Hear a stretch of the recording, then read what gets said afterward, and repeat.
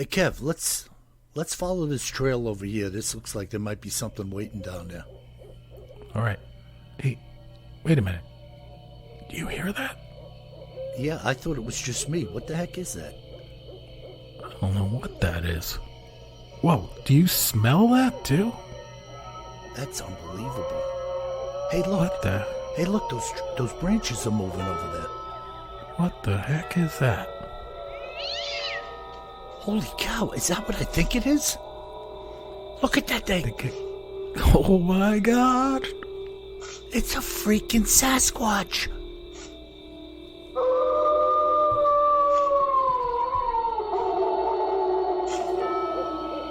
Welcome to the Bigfoot Terror in the Woods Sightings and Encounters podcast.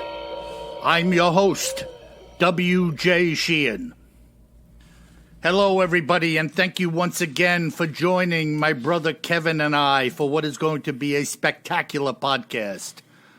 My name is W.J.And, author of the series Bigfoot Terror in the Woods Sightings and Encounters, all of which are available at Amazon in ebook and paperbook, as well as most of them on Audible for you audiophiles out there. And many of you may not be aware I've written a series of books called The Exorcists. The first one is Truth and Lies, the second is Diabolica, and the last is Full Moon.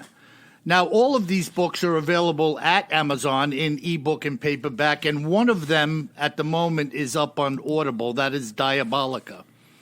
Now, these are fictional stories, a real creep fest, based on a lot of fact. And the fact being that a lot of people get in trouble out there dealing with the demonic. And this is going on all the time while you and I are living our simple lives. And the church is and has been called on for hundreds and hundreds of years in an effort to deliver such people from the grasp of Satan. So I ask you to partake of those books, help support what it is I'm doing, and I'm sure you'll be entertained as well as creeped out by what they contain. And now, let me bring in my brother, Kevin. Kevin, how are you? I'm doing great, Bill. How about you? Fantastic. You know, I've been, Kev, we get a lot of great emails, and we're really grateful for that. And one of the most recent emails came from a guy, and it just reinforced in me what I've been saying from the beginning. He suggested that a creepy story for us to do would be that of the abandoned fish cannery in Alaska. Right. And so I said to him, we actually did a podcast on that, and we've discussed it after the fact. But, Kev, it reinforced to me the fact that people are coming into this podcast and into the realm of Bigfoot at all different levels. Absolutely. Yeah. And this fella, some people binge listen to our podcast from podcast one, and I know that because they've told me so. Others may come in sporadically, and for some, this podcast may be the first. Absolutely. And that's fine. We welcome you. Yeah. Absolutely. You definitely do not have to listen to our podcasts in order. And I would prefer if you skip the first few because we were trying to get the formula down. But the point is that everybody is welcome. We're one big family. And if your choice is to listen to this podcast and from this day forward, beautiful. But we do use some repetition. We do rehash some stories. And trust me when I tell you, my dear listeners, I have enough material, aside from what I'm still gathering from you, the listeners, for years, years of podcasting. So just put your seatbelt on and come with us and enjoy the ride. Yeah, and I was laughing before, Bill, when you were talking about your new exorcism books. When you said it was a creep fest. I love a good creep fest. Oh, yeah. Well, you know, Kev, I've been involved in a lot of this stuff for years, looking at it, listening, reading. There was, for people who don't believe that demonic possession is real, and that there are people out there involved in some really antichrist spiritual activity. The truth of the matter is, it is real. And, you and I grew up in the era of the Exorcist movie and the Omen movie. That stuff scared the crap out of me. And yes, I'm saying crap. Yeah, and Terrifying. Many of our listeners, I'm sure, are familiar with Father Malachi Martin, who has passed away. Now, Father Martin was just one priest who came forward telling his story as a Catholic exorcist. And, he was doing real hardcore exorcisms on some people. One that I recall, a woman was brought into a basilica in Rome in a straitjacket, and she was shackled to the pew. During the exorcism, she broke free of the jacket and ripped the pew out of the floor of the basilica. Yikes. So, there are forces at work, whether people like to believe it or not, like to think about it or not. There are things going on out there that are on the high end in the strangeness factor.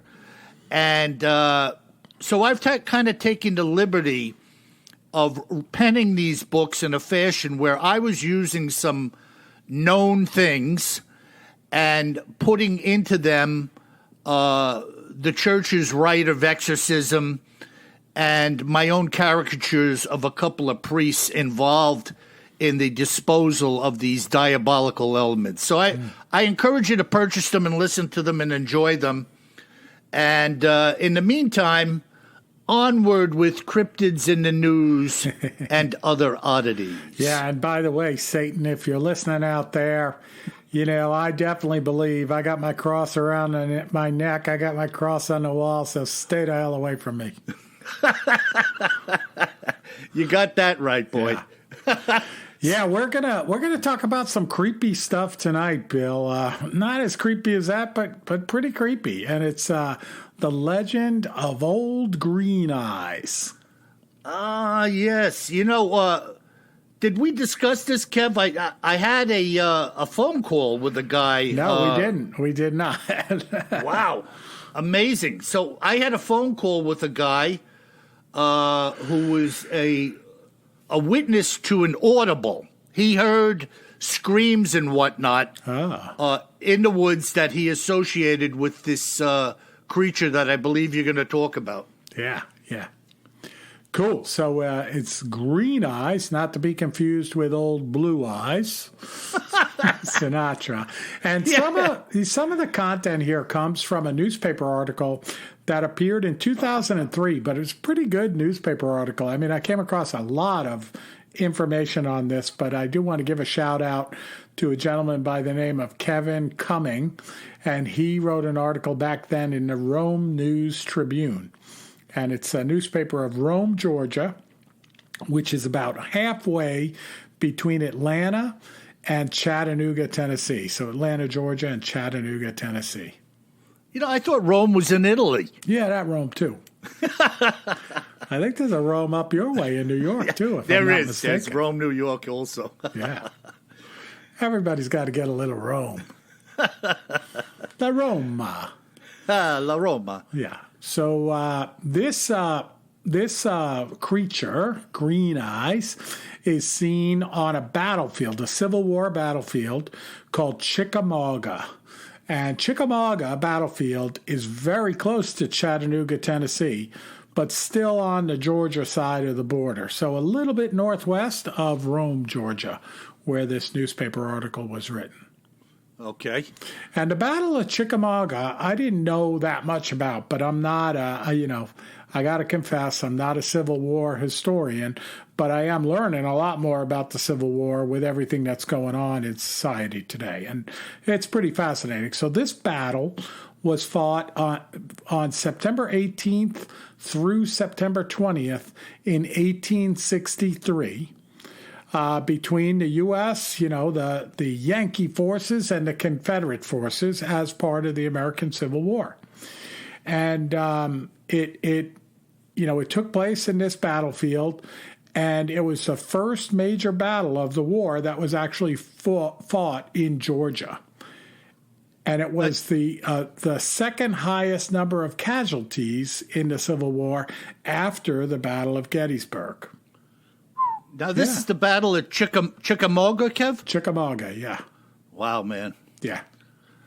And it's pretty cool. The battle was fought between the Army of the Cumberland under Major General William Rosecrans and the Confederate Army of Tennessee, which was one of the fiercest armies of the South.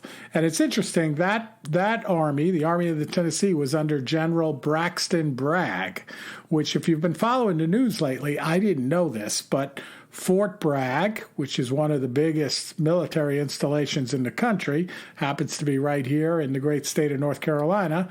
That's named after this Confederate general. So it's one of the installations where they're talking about changing the name of it. Yeah, and didn't they, some hoodlums, tear down a statue of General Bragg? It could be. I don't know, but this whole thing is so freaking crazy. It just I'm not against it just because it's like such a celebration of slavery in a sense. But there's a proposal on the table, not to get political, where they rename a lot of these major military institutions and forts after Congressional Medal of Honor winners, and that's hard to argue, right? I mean, There's not many of them. Almost all of them are awarded posthumously, after they're dead. Mm-hmm. And what a great way if it was named, Fort whatever after a Congressional Medal of Honor winner instead of a Confederate general. Yeah, there's no doubt about it. Yeah. I mean, what a great way. I mean, they're deceased. Yeah. But what a great way to honor them, for their families. What a great way to honor the families and stuff like that. Versus, picture, again, not to get all political, but picture all of the African-American folks that go through Fort Bragg as soldiers and then learn that the place is named after a general that fought for slavery. It's just not right. Yeah. Anyways, so that's the scene of this battle. The important point there is that this was a very bloody battle. Okay, so it's second most casualties only to the Battle of Gettysburg, which we know was hell on earth, that battle. Yeah. And during this battle, soldiers reported that they saw this kind of demonic-like ghost creature they called Old Green Eyes on the battlefield looking at the bodies of the dead soldiers. Exactly. And then the local legend is that one of the soldiers had his head blown off with a cannon shell, and the head was there, and they never found the body. Maybe it disintegrated, whatever, with the cannon shell.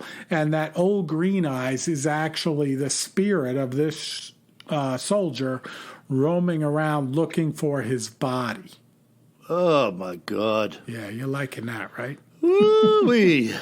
Now, what's interesting is the Native Americans, and specifically the Cherokee, who inhabited this land of this battlefield long before the Civil War, they also talk about this creature, and they say that this particular body of land was cursed. So it's kind of one of those Native American lands that, they said is cursed. A little bit like good old Skinwalker Ranch. You took the words right out of my mouth, Kev. Exactly. Those two tribes out there got on the bad side of each other, and the one cursed the land of the other one, and now you got these skinwalkers creeping around. The Utes, not to be confused with the Utes from My Cousin Vinny, but the Utes of Utah, and what's the other? The Navajo. Navajo, yeah. Yeah. And the Navajo cursed the Utes because the Utes enslaved the Navajo. Yeah. Now, the Cherokee, did they say, or have you uncovered why the curse was on this property? No, I didn't. So, you know, some of our listeners out there, especially in the Southeast, you probably know this story better than I do. So if you know why it was cursed by the Cherokee, let us know. Send us a little note to BigfootTerrorInTheWoods.com. Yeah. So if we go back to this article, it's interesting. There's a quote in there that says, "Wherever there has been great suffering, people are always seeing strange things." And these are the words of a gentleman by the name of Edward Tinney, Tinney, and he's a former historian and chief ranger at the Chickamauga National Military Park.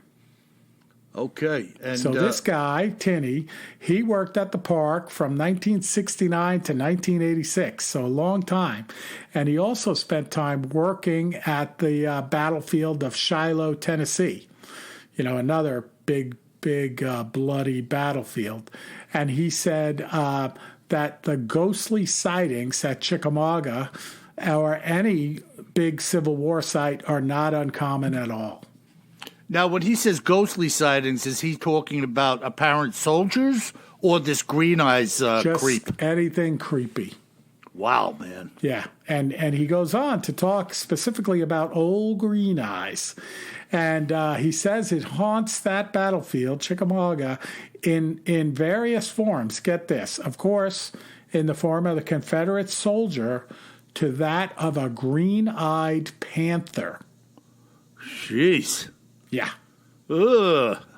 I mean, because it gives you the creeps thinking about it. You know, can you imagine being out there looking around and being confronted with this? Oh, and there's so many accounts of this thing that go all the way back, you know, before the Civil War. And like I said, during the Civil War. Yeah, so the whatever this demonic entity is attached to that area. Yeah. It hasn't left. In other words, it's always there. Always there. Absolutely. Right. Yeah. It's unbelievable. Yeah.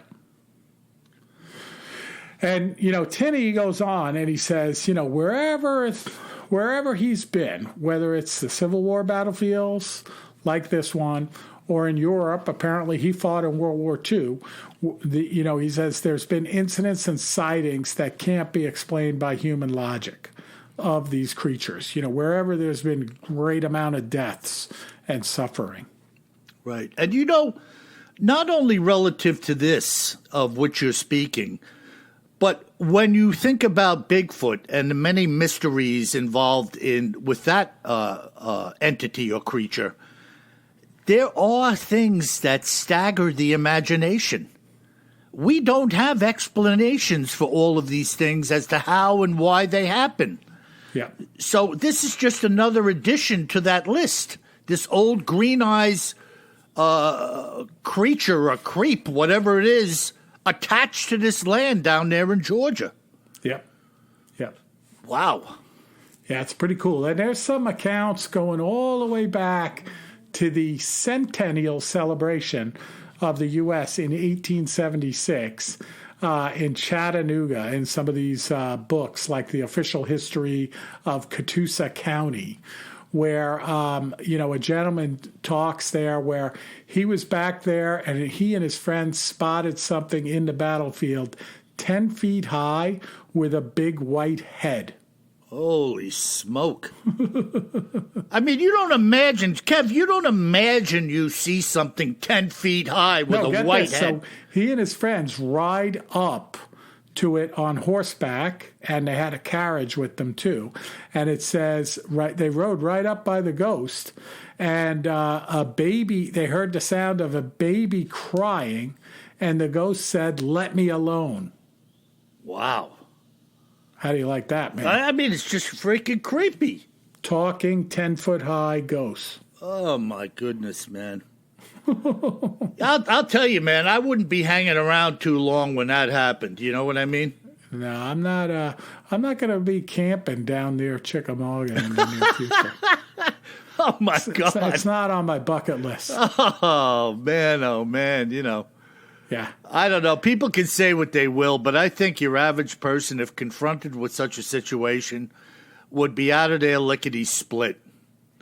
And, I don't care who you are. What are you going to do against something like that? Are you going to wait for it to do something other than what it's already done? Yeah. Maybe it could attack you or possess you or some other craziness, Yep. Wow.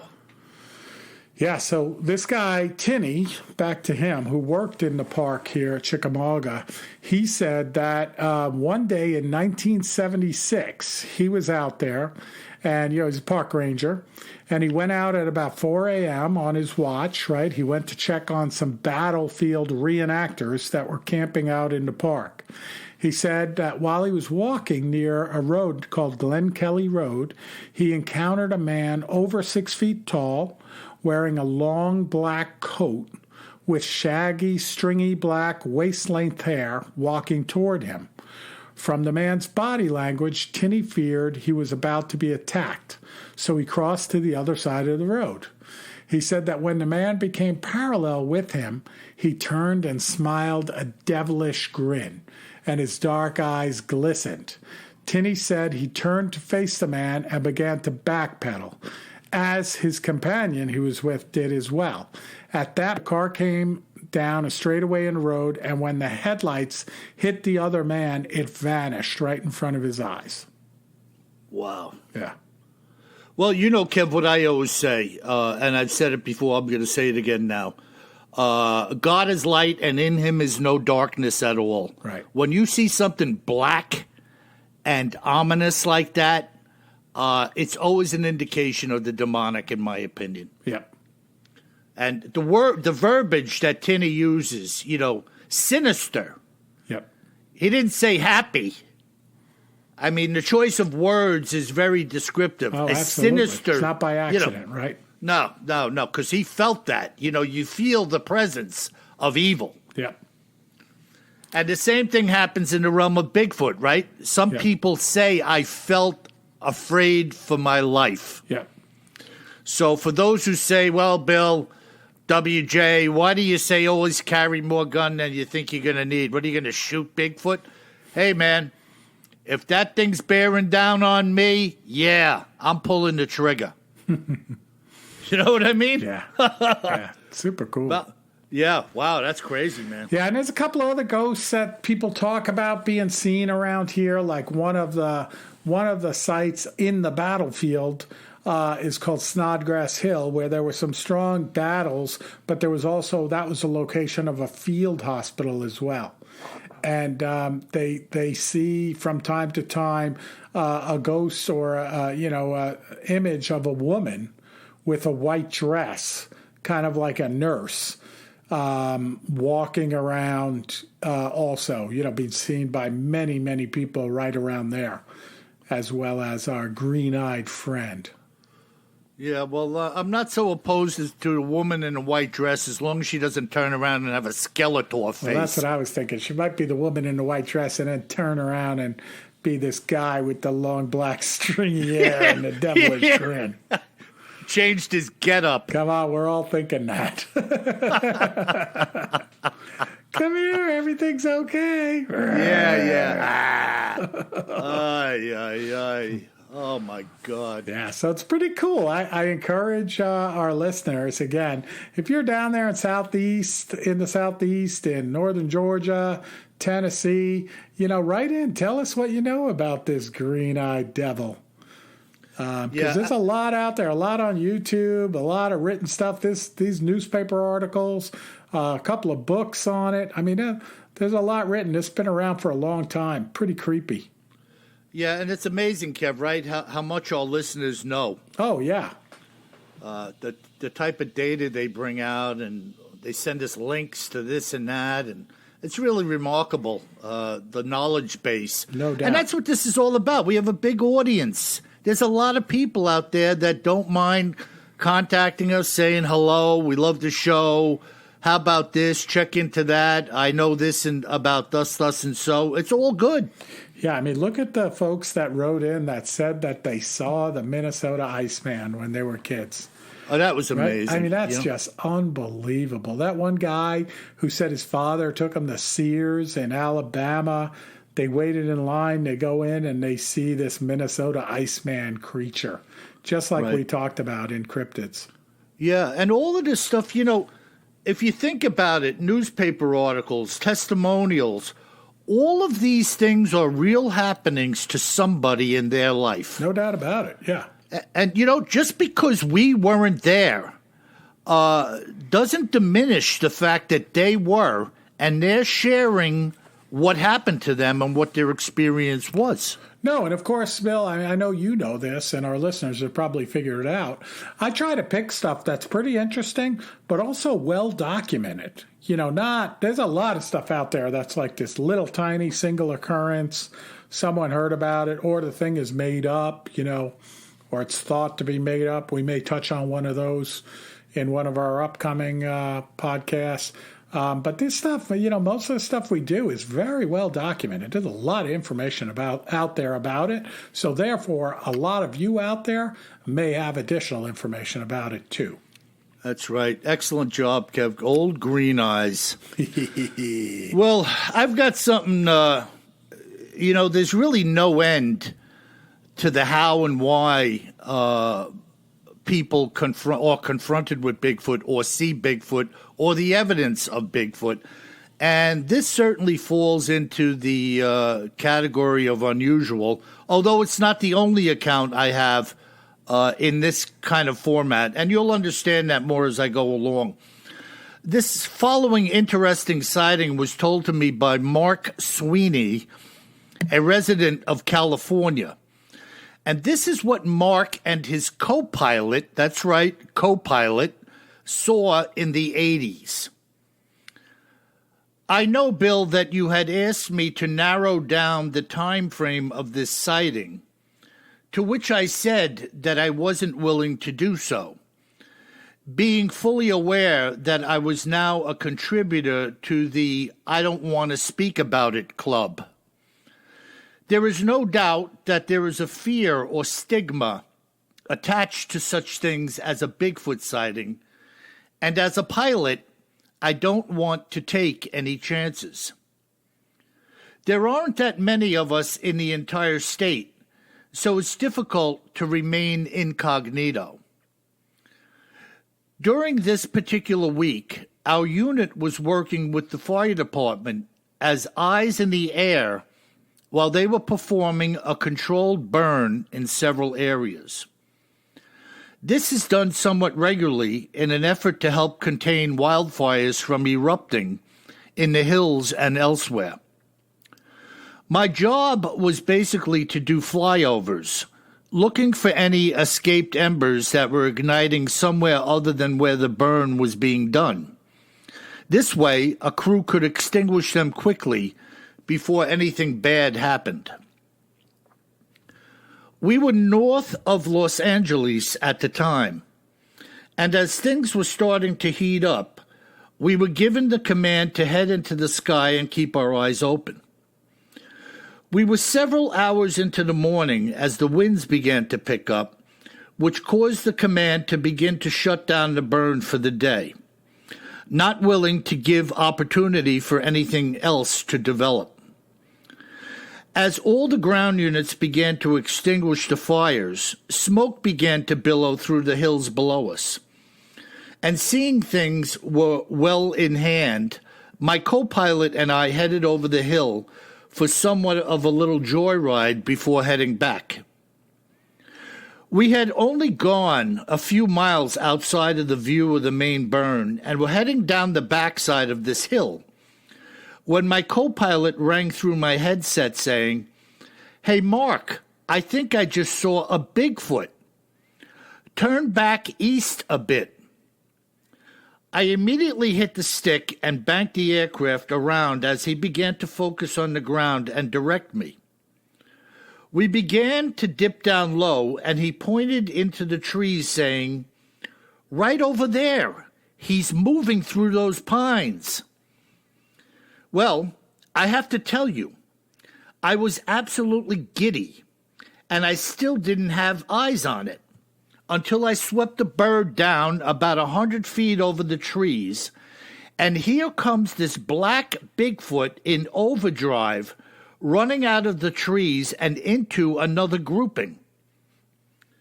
I have never seen anything on legs move that fast in my entire life, and there it was before me.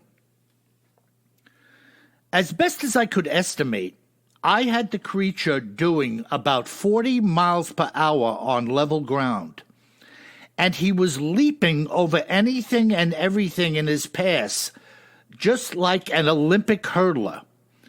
I mean, legs fully outstretched and covering an incredible amount of ground. I think that it must have begun moving away from the smoke, and then we came diving down out of the sky, which sent it running. The two of us were excited out of our minds, and I was right on this thing for almost a mile, if not more, before it seemingly disappeared within some boulders and another group of trees. I was literally loitering over this small area for some 15 minutes, but we couldn't see any sign of movement, even though we knew it was under us somewhere. I was actually beginning to feel bad for it in a weird kind of way, thinking we could cause it to have a heart attack or the like, and I swung the chopper away, heading back to the burn site. When we were at our closest point, I was following at about 200 or 300 feet, and we had a really good look at the Bigfoot. It was a huge animal capable of a ridiculous display of agility moving over the landscape. If it wanted an animal, and I mean any animal, it could easily run it down and take it. That's how fast this thing was moving. We knew what we had seen, and after landing, my co-pilot had made the crucial error in blabbering to everyone about the sighting. I had tugged at his shirt and gave him a wink to shut up, which may have actually saved his career. Weeks later, we were invited to a little sit-down to explain what we had seen, at which I took the lead, simply stating that we had seen a large animal running through the hills that I couldn't honestly identify. Unfortunately, I had lied, but that's the way it fell out. My co-pilot basically applied a bandage to what he had said, saying that perhaps he was a little overzealous in his comments, and that was that. But this is exactly the type of scenario which keeps people's lips closed about such encounters. For just that easily, we could have lost our jobs, and that would have been that as well. There is, however, no doubt whatsoever what we saw that day, which was a Bigfoot fleeing from our helicopter and the fire's smoke. What do you think of that, Kevin? Super cool. I think that's the first sighting we've heard about from a helicopter. Yeah, I have a number of aerial sightings, which I'm sure we'll get to over time. But think about the bird's eye view over a landscape. You know, what could be better than that, looking for things moving on the ground? And of course, if you catch something in the open field, or as they said, in between hiding places, all this thing could do was keep booking until it got somewhere else where it felt secure. And they were there to see it, you know. So it's very, very bizarre,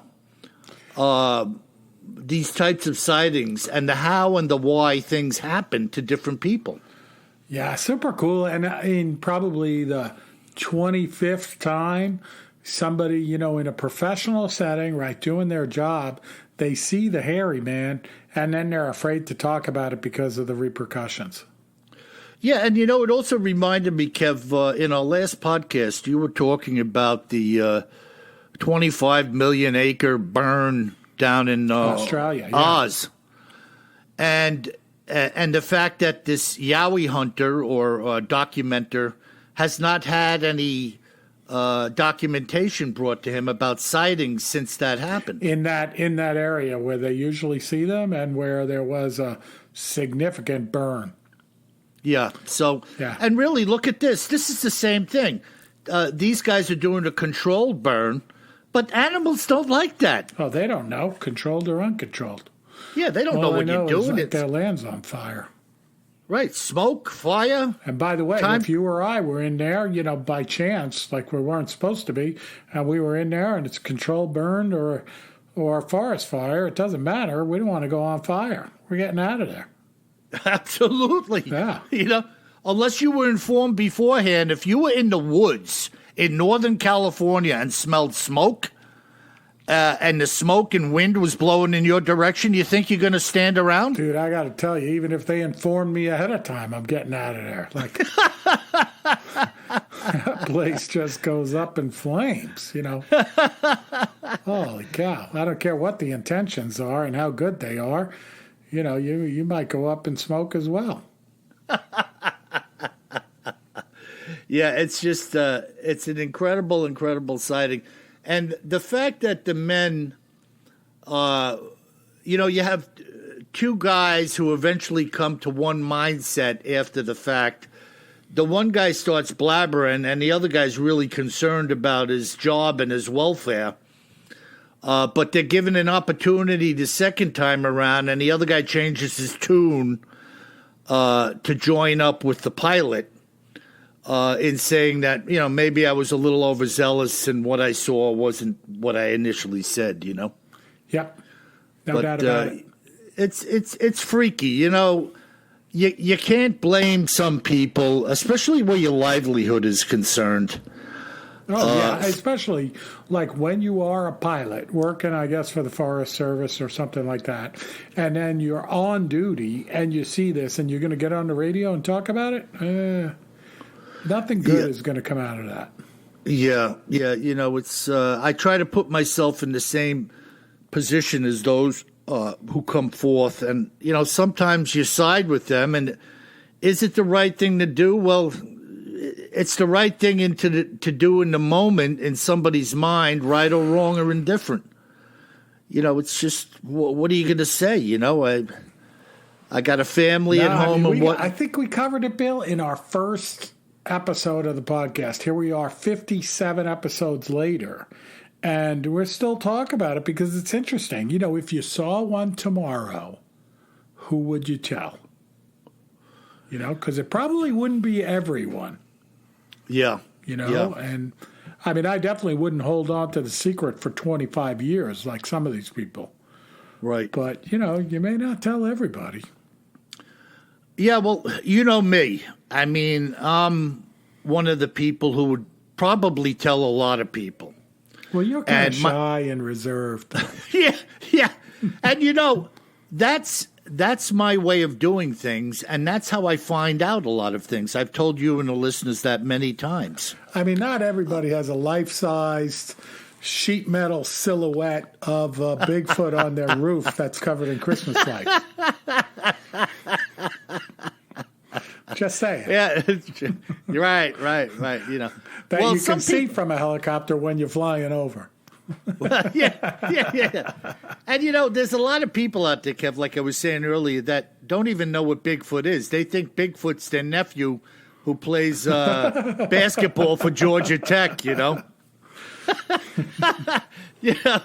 I think we're presumptuous sometimes about how many people have no idea what we're talking about out there. Yeah, fair enough. So, anyways, that's it. I mean, I thought that was a great account, and I wanted to bring it out, and I think your story about this old green eyes in Georgia was freaking spot on for the creep fest. Yeah, it's a good one. It's a good one for sure.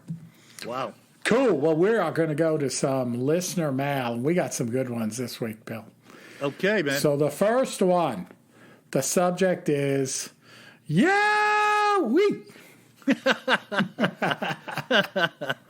This is fantastic. So Brad is writing in, and Brad lives in Adelaide in southern Australia. Okay. And the message is, this is great.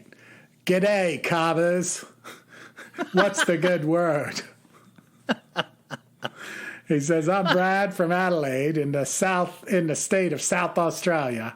There are not many yowie sightings out my way. They tend to be more on the East Coast, especially further north in what he calls the tropics. Just wanted to say, I love your podcast, and it was awesome to hear some yowie stories on the last podcast. I just came across this article on a yowie Facebook group you might find interesting. So I'm actually gonna read the article. But then he ends it, which I think is great, Bill. He says, keep up the good work and keep practicing your Aussie accent. They're terrible. Well, we do it because they are terrible, And Brad. I have never been called a cobber before. I got to look that up. Hopefully it's not foul language. Interesting, Kev, as you prepared to read what he referenced. Yeah. He's aware of sightings in other places, just not where he is. Just not in Adelaide. I've been to the city of Adelaide, too. It's beautiful. Right. That's incredible. Spectacular. So what did he send us? What is it you got? So he sent us an article from the Daily Mail, which covers Bigfoot a lot. And it's from, it shows up with today's date. Let's see here. July 17th, it says. So pretty recently of 2020. Okay. And the headline is Yowie Encounter. Man reveals his terrifying run-in with a massive hairy animal while on a bike ride with his friend. Now, in this article, this is an example where he had this encounter. This man had this encounter 40 years ago in 1978, and now he's talking about it. Holy cow. So, as you get older, typically people are less inhibited to talk about things. Yep. It's just the way it is. Yeah, so these kids, they're out riding their bike. Right, his name, too. He gives his name, Kieran Darcy. Had an encounter with a creature when he and his friend were exploring a heavily wooded area near Palm Beach in Queensland. So we talked about the sightings in Queensland being a bit of a hotbed. And this was in 1978. Wow. And he says they came across a foul smell. Shocking, I know, right? Before they saw a massive hairy animal standing on two legs, shaking a 40-foot-tall pine tree back and forth. Wow. And he says the gigantic creature let out a roar, and the scared boys fled the area on their bicycles. Holy, can you imagine? No. And here we are. The foul odor is in Australia or in the United States. It doesn't matter.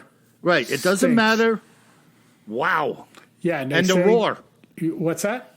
And the roar. And the roar. And they're gonna talk about the favorite feature, but let's get to it. He says the sun was starting to go down, so when they saw it, it was a silhouette of the creature, but the hair looked to be a deep red auburn color. There you go. That same color pattern again and again and again. And there wasn't much hair on its face. We hear that all the time. And it had a flat top head that basically ended at its eyebrows. Wow.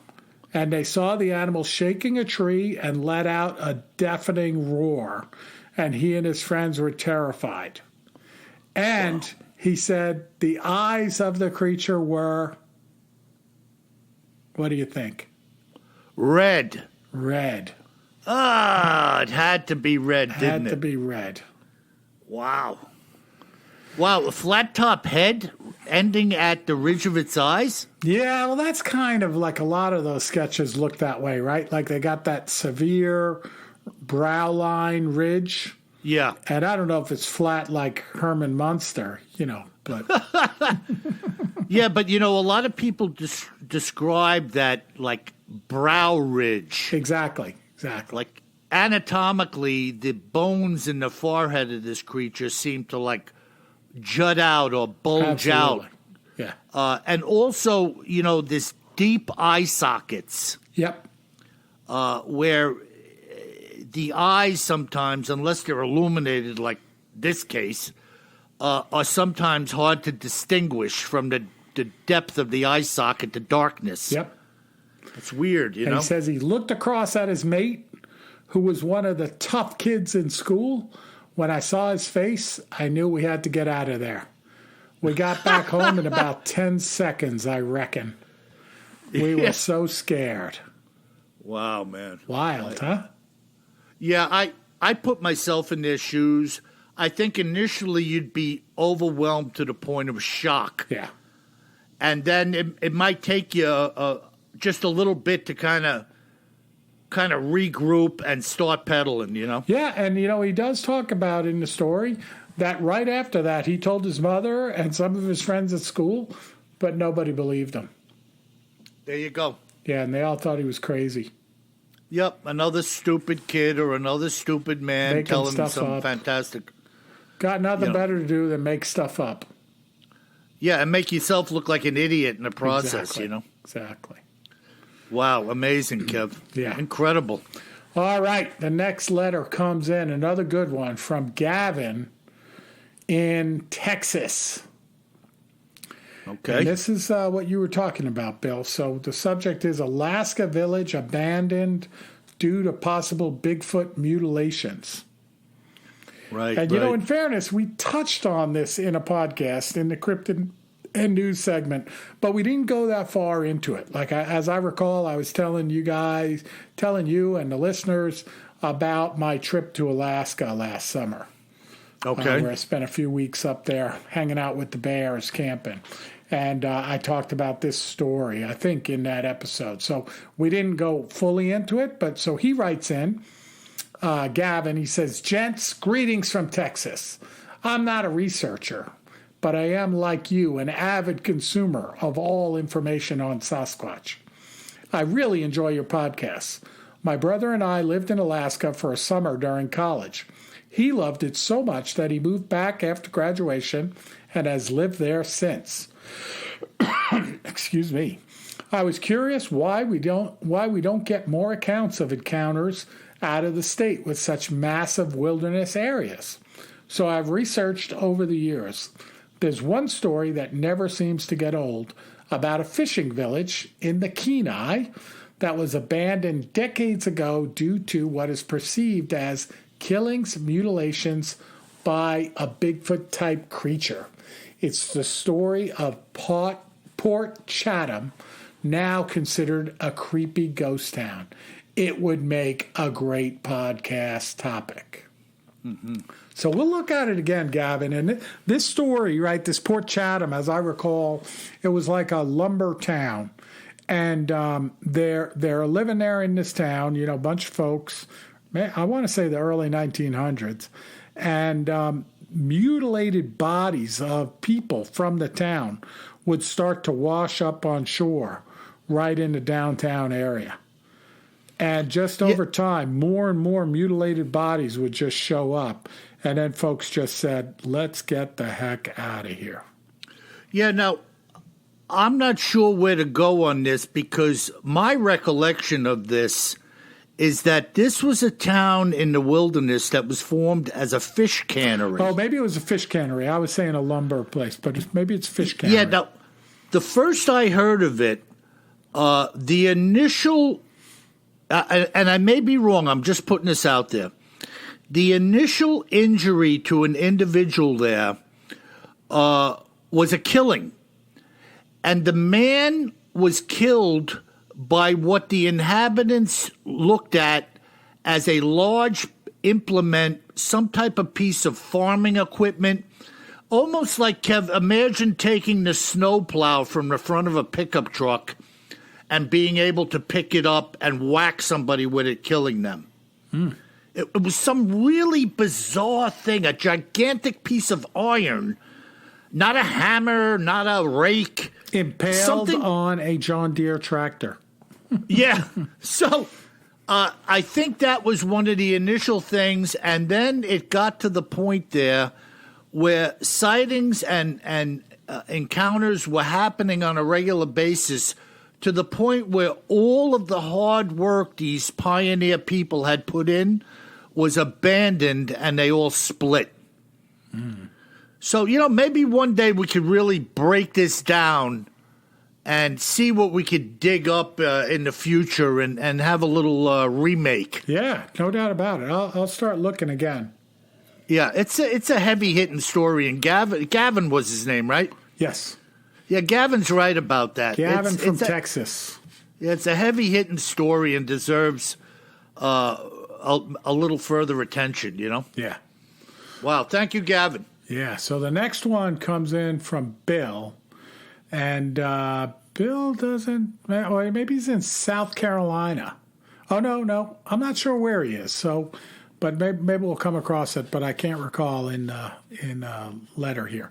This is a longer letter, but it's good. It includes an account that Bill participated in. So we'll go a little long on this one, but it's pretty interesting. So the subject is Love Your Work. Thank you, Bill. And the message is, Dear Bill and Kevin. He said Kevin. Wow. That's pretty cool. He says, I absolutely love your podcast. In my opinion, it's the best podcast out there. It literally has it all. Kevin's Cryptids in the News segment is fascinating. He said Kevin again. That's weird. The interplay between you two is hilarious, and I could listen to Bill describe rebuilding a transmission, although that admittedly would not be terrifying. Well, you haven't seen me rebuild the transmission. That would be terrifying. Could be terrifying. He writes, Bill, I first began listening, became aware of you when you appeared on 2 episodes of Sasquatch Chronicles. I was so thrilled by the accounts you read from your books that I immediately bought all 7 volumes of your books. And as soon as volume 8 comes out in paperback, I will be buying it as well. So thank you there for buying the books. At the time, I didn't realize you had a podcast of your own. But when I found out you did, I jumped in with both feet. I listen while I'm walking or practicing the guitar and have quickly burned through all of the episodes thus far. When I discover something like your show and books, I am evangelistic in spreading the word and hope for their own good that those I steer in your direction follow through and check it out. I should mention that part of the reason, aside from the subject matter itself, I enjoy your narration so much is that your accent reminds me of my grandmother and great aunt, a classic Irish Catholic wit who were New Yorkers as well. They have long since passed, but listening to you reminds me of them. However, I do wonder why you and Kevin don't share an accent. Well, that's easy, Bill. That's because one of us was raised by a Bigfoot. He says, I've been intrigued by Sasquatch since an encounter I and 2 of my friends had in January of 1976. We were 13 at the time, and we were dropped off by our parents at Silent Lake, which is located near Quilcene and Hood Canal in Washington State. We intended to camp to test out our cold weather camping gear we had received for Christmas. It may seem strange to just drop off 3 13-year-olds in the middle of nowhere, but in those days, things were a bit different. Different, I guess, and the folks were staying at a cabin about 6 miles south of us. In addition, my family camped just about every weekend year-round, so I had developed reasonably good woodcraft. Silent Lake is a long, narrow, about 100 yards wide, and fairly shallow lake. We set up camp in a small clearing on the west side of the lake adjacent to Coyle Road, and things were fairly routine until we banked the fire and went to bed. No sooner had we retired to the tent that we heard the most ungodly roar, howl, scream come across the lake. At first we thought perhaps our folks were trying to scare us. After all, 3 adolescent boys on their own in the middle of nowhere, you get the drift. That line of reasoning went out the window quickly when we realized the power behind that voice. Even at that age, I understood the power of water to amplify sound, but this was far beyond that. In addition to the roaring screams that were 10 to 15 seconds in duration, there were what could best be described as chuffing grunts that were deep and resonant, almost more felt than heard. I recently heard someone describe the intensity of these types of vocalizations as sound as a weapon. And though I lacked the sophistication to articulate it in that way, that at the time fits perfectly. This demonstration of vocal prowess lasted about 20 minutes, with vocalizations every few minutes or so. Needless to say, we were cowering in our tent in abject terror until the sun rose. Except for the axe and small knives, we were unarmed and completely at the mercy of whatever was out there. If we had a car, we would have split. But there we were, nowhere to run. As far as we knew, it never crossed the lake or circumnavigated it to where we were camping. Didn't hear anything moving nearby, no prints, etc. I'm convinced it was a Sasquatch, even though we never spotted anything. While not exactly Jeremiah Johnson, my family routinely camped in remote areas of Washington all over the state. Consequently, I was familiar with animal vocalizations of all types of creatures native to the area: elk, fox, coyote, wolf, bear. I haven't heard a cougar in person, but I am familiar in a general way what those sound like. And as far as I'm aware, nothing in this state is so loud that it vibrates one body from 100 yards or more away. Keep up the great work, and my best to you and yours. Bill. Awesome. Killer, Freaking right? Awesome. What a story. Absolutely killer. And, from a 13-year-old kid at the time, kids brought up in different locations of the country know and experience things that people in my area don't. Oh, yeah. I mean, my little Paula's nephew and niece, basketball, soccer, school, Yep. internet, iPods. They're not camping. They're not being left alone in the woods. They don't identify animal sounds. And, these kids were left there because they were deemed responsible by their parents to be there. Yeah, and in my experience, living out there for 4 or 5 years, Bill, it's pretty typical. Like Washington, Oregon, it's a real outdoorsy place. People are kind of at one with the land, even though they sleep in a house, at night. They're always out hiking, camping. We were always out hiking, camping in the wintertime, skiing, just always outdoors as much as you could be. Yeah. And, who knows if this creature was howling or making all of these Bellowing, noises at them. Who knows? Yeah. There might have been something going on the other side of the lake or whatever. And no doubt. But certainly it would just creep the daylights out of you being out there, 3 kids. Oh, my God. All right. And our last letter, Bill, this one's short, but I just love it. So I want to read it. So this is from Matt, and I'm not sure where Matt is from. But he says, first of all, I'd like to say I'm glad you're both back to health and podcasting at full steam ahead. Well, I was always at health. Bill hurt his back, but that's okay. Secondly, I want you to know as well, I'm sure all the listeners feel that you both are a big part of keeping us sane through these challenging times. To have a place to escape from the world of chaos we seem to be in is tranquil.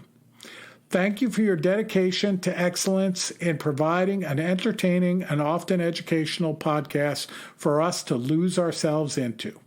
My prayers go out to you and for your continued health and prosperity for you and your families. Thank you again for being soldiers of sanity in this war of chaos.